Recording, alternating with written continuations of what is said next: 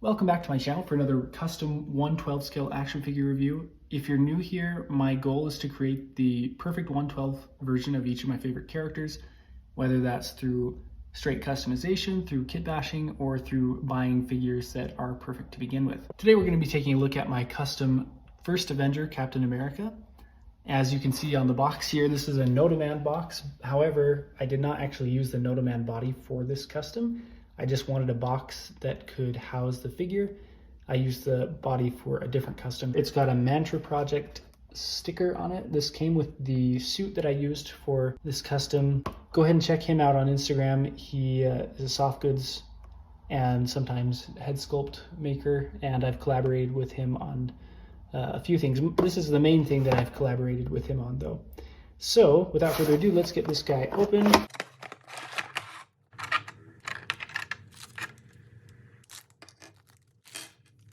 And here he is out of the packaging with all of his extra hands and his extra magazine and his shield. His gun is actually in his holster. I'll show that to you as an accessory.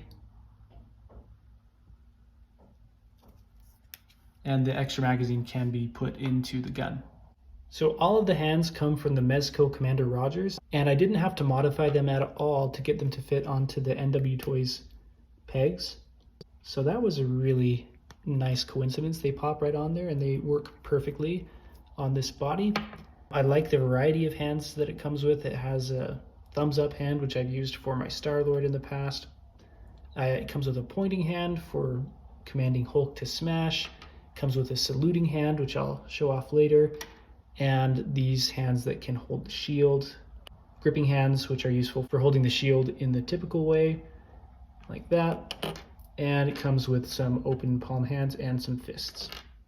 The gun is a Colt 1911, comes from the Mezco Netflix Punisher, and it can move back and forth here, and I think you can even take this all the way off. And the magazine can be removed and replaced with this extra magazine. The shield is from Manipul Studio, and I've modified it with all of these battle damage bullet marks, and I did this by scraping off the paint with an X-Acto knife. If you look closely, you can tell that it's not smooth, or at least not as smooth as this unaffected part here, because I did have to scratch it. I wish there was a better way to dissolve the paint to achieve this effect, but I really wanted to have battle damage on the shield because it was very clean before, and part of the appeal of this version of Captain America is that he's battle worn. This is a suit that was used during World War II. I imagine it being like on messy battlefields, pretty dirty. So I also added some speckling of dirt with some acrylic paint and a paintbrush. I kind of just flipped it onto the shield. You can see a little bit of it right here. But before there was more, so it must have rubbed off, but I'll have to do that again. On the back side of the shield, this is the gripping portion, and then I've attached a magnet here, and I'm not super happy with how this looks. I was trying to cover it with some pleather to make it not stand out so much and to not scratch up where it attaches to his back.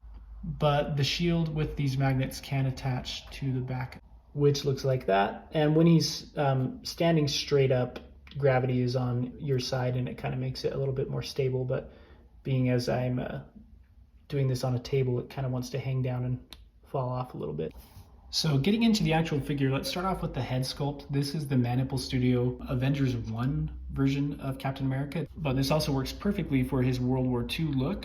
He's got that side swept hair, and this is, I mean, Manipul Studio, I rely on them pretty much unquestioningly. When they release a head sculpt for a character that I like, I've got to get it.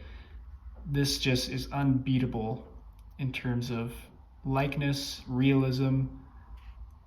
It's just incredible what they're able to achieve in 1/12 scale, and they just really elevate all of my custom figures. They just add so much realism and that kind of mini Hot Toys quality that makes you think, wow, holy moly, how did they achieve that level of detail? Like if we get even closer, you can look, it has eyelashes painted on, the eyes look realistic, the eyebrows have individual hairs, the lips look realistic, the skin tone, there's a light speckling on it. It's just incredible. I don't focus enough, I think, on these head sculpts when I talk about my customs, but I think from now on I'm going to start really praising them for what they're able to achieve. Possibly the only criticism I could have of this head sculpt is that the hair color is quite dark in person. Under this lighting, it looks pretty accurate, but Captain America is supposed to be kind of more blonde than dark brown hair, and this hair looks dark brown when it's not under this lighting. However, if I'm gonna have him displayed under some kind of heavy lights, this works just fine. The hair kind of has this metallic sheen to it that makes it look pretty realistic with all of the sculpting in there. So yeah, no complaints really about this head sculpt other than maybe the hair could be a touch lighter in shade. Now popping this off, this neck did not come with this head sculpt, as you might be able to tell by the slight difference in tone. It's more pronounced on camera than it is in person. And it also doesn't even attach to any sort of peg. It just kind of slots on there, so it becomes more of a connected neck head sort of type of head sculpt rather than having any sort of articulation at the base of the skull.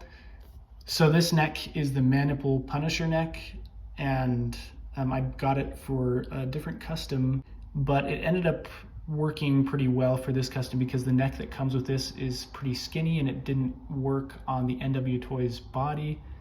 So this kind of just serves to meld this head sculpt with the NW Toys body, which I'll talk about next. And popping the head back on there, you just have to kind of shimmy it into the collar. And I've also added some masking tape to the ball joint at the base of the neck on the NW Toys body, just to give it a little bit more security, because this peg was not designed for this, but they are pretty close in size. Another thing about the NW Toys body that's relevant for this particular custom is that it comes with some discs around where the shoulder connects to the torso that preserve kind of the silhouette, but I took those out for increased articulation. That also allows you to kind of shift the shoulders up and down depending on how broad and big you want his shoulders to look. Captain America's World War II suit kind of has some padding built into the suit up at the shoulders, and I kind of want to mimic that by raising his shoulders just a little bit to give him kind of a broader appearance, but you can also move his shoulders down if you want them to slope a little bit more. So this suit kind of has an interesting story. I originally saw Mantra Project's design for this suit on GPS Slot. It's available there. You can still get that earlier design. And I had actually originally got that earlier design and dyed it different colors to try to replicate what you see now. So after getting in contact with him on Instagram, I was able to request a specific suit made for me with some changes to that suit that's available on GPS Slot. Namely the colors. I wanted the white parts to actually be white rather than gray, and I wanted the blue to not have to be dyed. That ended up not being the case. I actually had to dye this blue color to get what you see here. This is what the suit looks like before any modifications. As you can tell, the blue is very much more saturated, and there are some differences in the proportions of the suit, and also these buckles are completely different, and the reds are a little bit more saturated. And this star, it was sent by Mantra Project, and I'll get into why I didn't use it and why I used the one that comes with the GPS Slot version. So to kind of tone down this blue, I just mixed some black and white red apple acrylic paint from Walmart, the cheapest stuff you can find, and watered it down and applied it carefully to the blue sections to add some gray tone to the blue and really try to tone it down. This blue is very vibrant, and Captain America's World War II uniform is supposed to be kind of desaturated. And I think that adds to the realism and the believability of this costume. So I really appreciate Mantra Project going to the trouble to create this suit. And what's even better is that he didn't charge me any more than it would have cost me to buy the standard gray and blue suit. And he did all these modifications at no extra charge, and it was pretty dang cheap relative to other soft goods suit makers that I have dealt with in the past. Highly recommend Mantra Project. The only two problems with this were the color, and the proportions ended up looking on this suit a little bit wrong. So this section here, if we zoom in, I've actually added extra stitches by hand here And this blue section carried down to about right here, and then the gray was here, and that made the white section even smaller. So it just kind of messed with the proportions. So taking this up kind of increased his ab section and made him look a little bit thinner, a little bit more superhero-esque, improved the silhouette.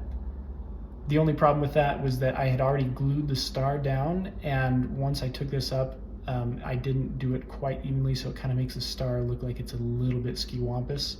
However, Mantra Project did include this little disclaimer here telling me that I should modify it and sew it according to my specifications for a more proportional look, which is exactly what I ended up needing to do. So taking a look at the back here, Mantra Project had already added some thread that I just needed to pull it through once I got it on the figure. So when you get this, you actually don't have to wait to put it on the figure to sew it up, because once it's on the figure, you can actually disassemble the arms and pull this off without much trouble.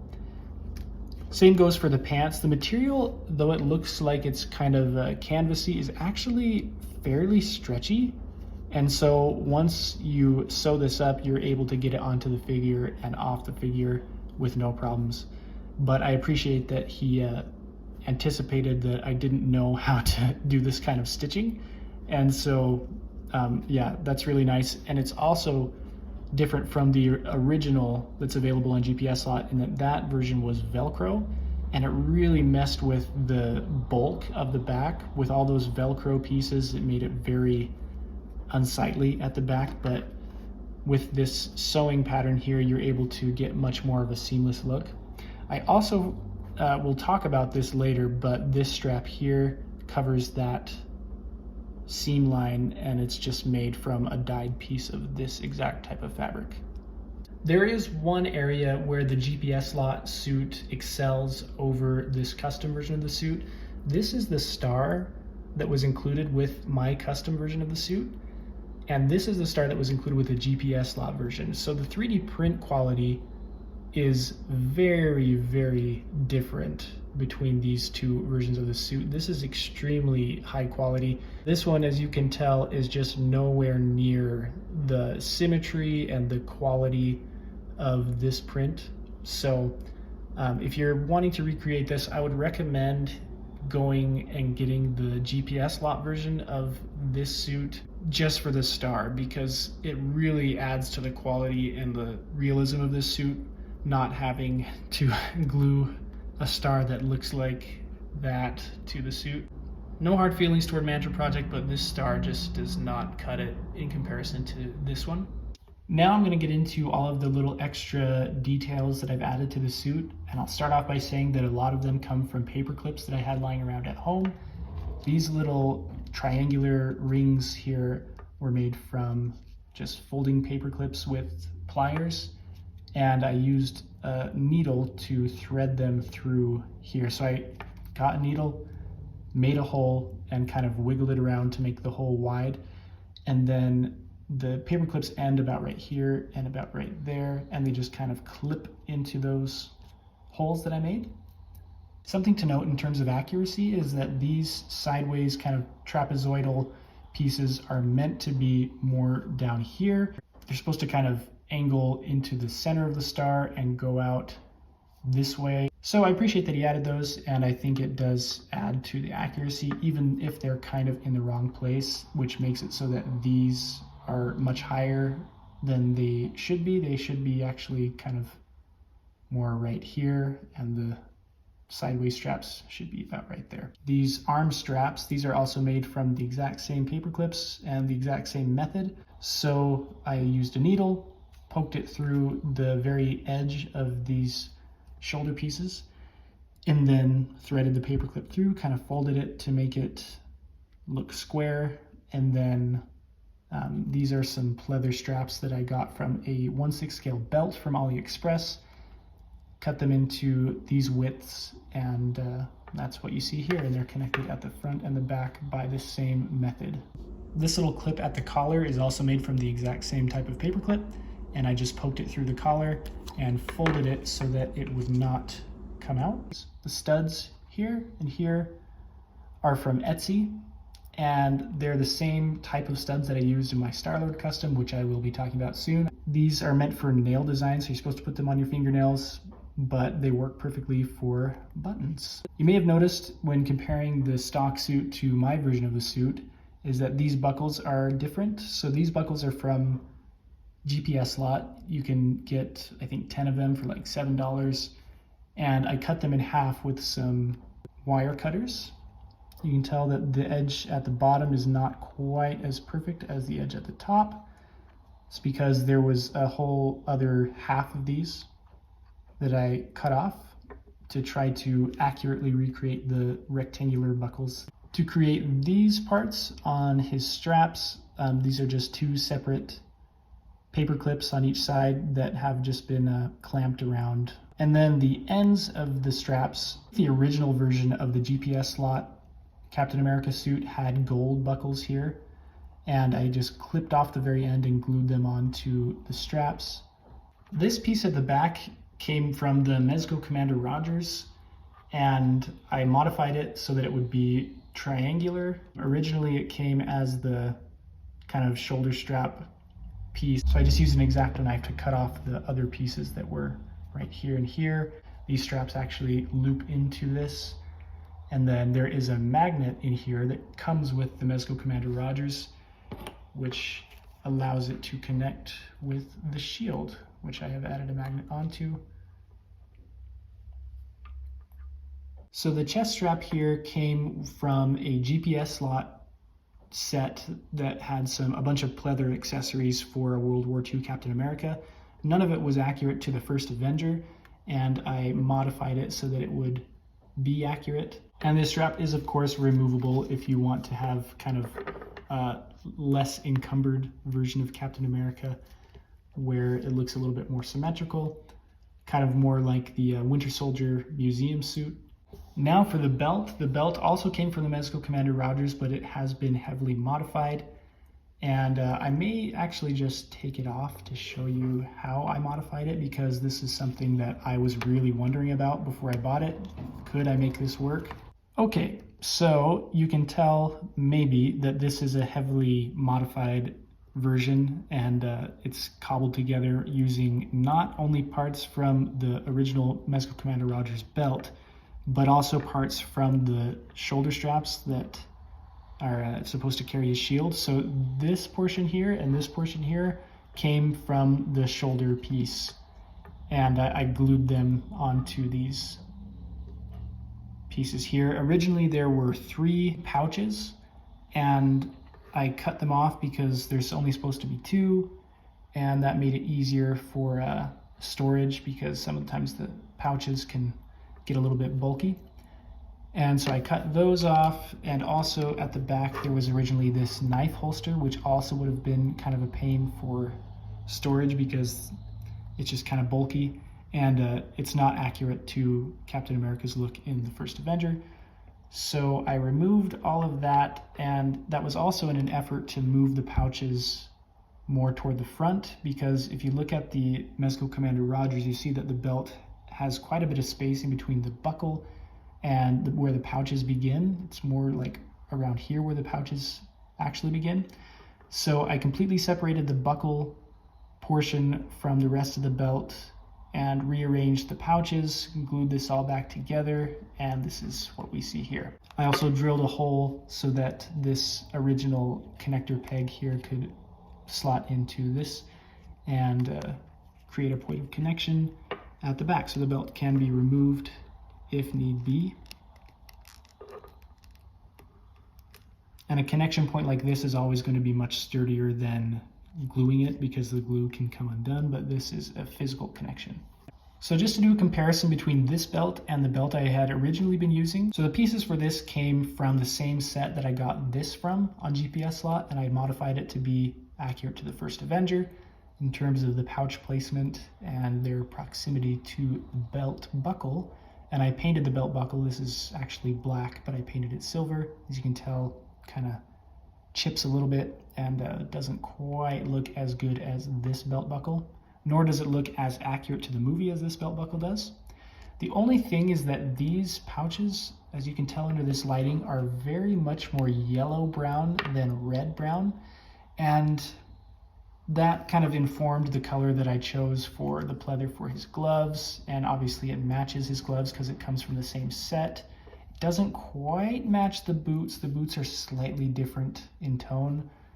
So I've considered trying to paint it to be more accurate to the movie in terms of color, but I haven't gotten around to it because that's kind of a commitment, especially with this rubbery type of plastic. If there was a way to kind of dye it so that it was darker in tone and kind of more close to this pleather material that we see here, I might try for something like that. But in terms of just straight painting it, I could totally see that just rubbing off and being such a pain. And given the fact that it matches so well with the gloves, and then I would have to repaint this pleather, it's just not really something I want to get into. I'm pretty happy with how it looks, even though I do notice that that's the wrong color. And just to give credit where credit is due, the idea to use this belt came from Action Collectibles on Instagram. He sent me a photo of a Captain America that he was working on, and I saw this belt and I was like, whoa, where did that come from? It just needed to be a little bit modified to work with the first Avenger look. Now for the gloves, obviously the hands are from the Mezco Commander Rogers, and these are free floating spats that cover the arms. So you can take these off and I'll kind of show you what's going on here. This is just the sleeve of the original coat, and I've just cut it and glued it in such a way to recreate the look of Captain America's World War II gloves. And these straps and the buckles actually come from a backpack that I got from AliExpress, the same backpack that I used to create my Star-Lord knapsack. And the reason I used it is because it's the only thing I've ever found with buckles that are this small, which is accurate to how it's supposed to look in the movie. And I dyed the straps, which were originally green, into a brown color to try to match what we see with this. And they just slot on over the forearms. And then the gloves just fit into there and pop onto the peg. And because it's kind of tight up at the top and there's quite a bit of friction between the strap and the cloth for the sleeve, it pushes these down, creating wrinkles and also more of a seamless look as it meets the glove, because it's constantly being pushed into the glove. So you can kind of articulate it and it still doesn't show any of the wrist peg. Now the holster and the leg strap, the holster itself came from the same set as this and my original belt, and I just attached it to a completely different leg strap. So this is cut from the exact same material that I used to make the arm straps. It's a 1/6 scale leather belt, and this is the entire width of that belt from here to here, and I just cut it so that it could kind of spread apart and create the illusion of having a wider piece, but this is all one piece.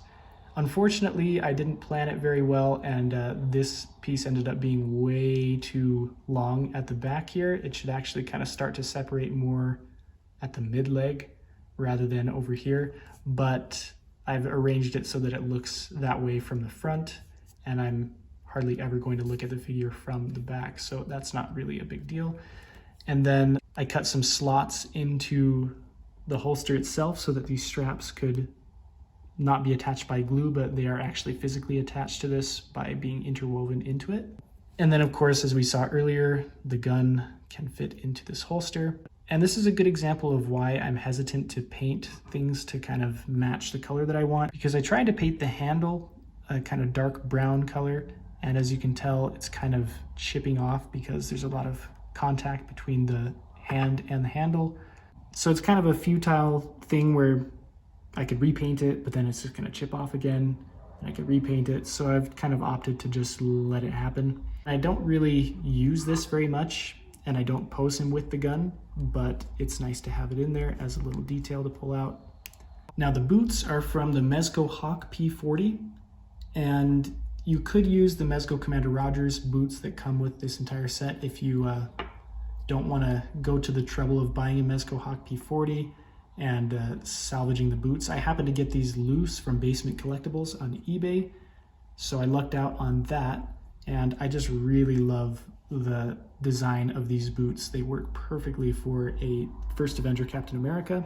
Again, the color is slightly different in tone from everything else up here, but it's not so much so that it looks super off. So to get these attached to the NW Toys calves, I just shaved down the calves to kind of a stump, and I completely hollowed out the tops of these boots so that the pants and the stump could just fit in there. And I used a lot of super glue and a lot of trial and error before gluing it to make sure that they were the same length on both sides. And now they're not coming out, not going anywhere. Okay, now for my least favorite segment of most reviews, articulation. And the reason I say that is because I don't care as much about articulation as I care about the look of the figure. However, there are some things about this figure that I specifically got the NW Toys body for. One of those things is that I was originally using the TB League Fison body, and that body couldn't even get into a salute pose. It was so tight inside the suit, and the rubber really wanted to pop back in place that it couldn't lift its arm up like past there. But with the NW Toys body, you can get the arm up to here, and you can get him into a very nice saluting pose. So that's one of the poses that I imagine I will display him in. So that was pretty important to me to have. And the reason that I don't like doing articulation as much in the reviews that I make is because there's a lot of futzing that goes into making the suit look right on the body. And articulation, when you push it to its limit, can kind of mess that up and be kind of a pain. But for your guys' sakes, I'm gonna go for it and just show you his articulation. Nothing wrong with the shoulder articulation. His arms can move up past 90 degrees, which is great, though I don't imagine why I would ever use that pose. His arms can move up to about there, again, which is a lot in comparison to what he was able to do on the TB League body. So his arms can move forward, and he's got a bicep swivel in both arms, and his elbows can move to past 90, which is great, and his wrists can swivel and they can move up and down. As I showed before, his ab crunch is pretty decent. He can also crunch back that much, and he can move around that much.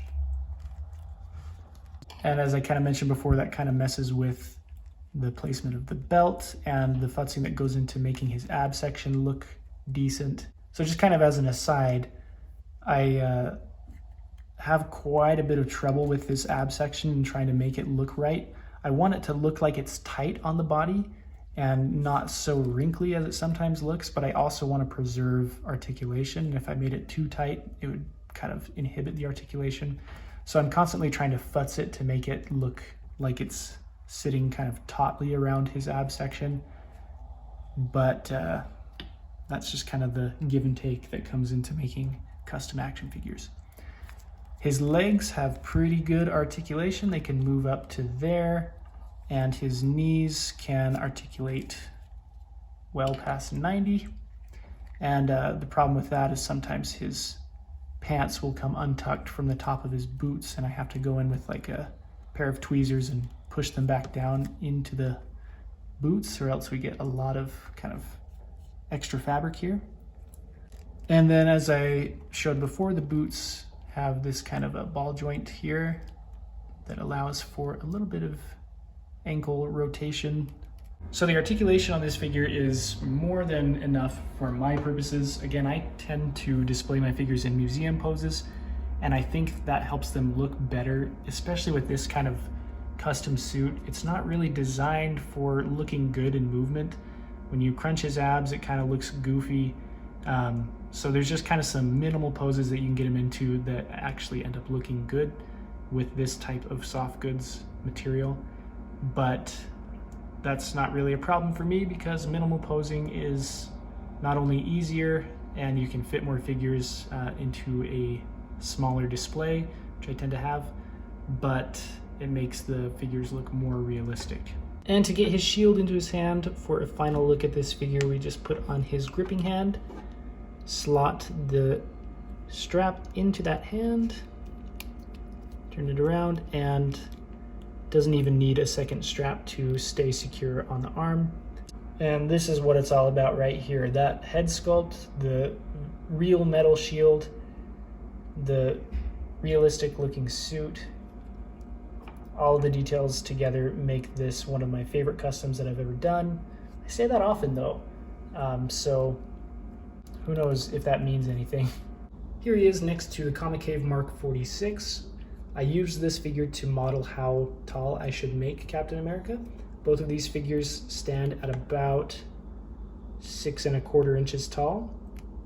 And that just about wraps up this review of my custom 112 Captain America First Avenger. If you like this video, leave a like, leave a comment. If you have any questions, I'll be sure to answer them. If you like this type of custom figure, I have several other videos on my channel devoted to talking about my custom 112 scale action figures. And I have an Instagram that you can check out, which is where I primarily post things that I'm working on.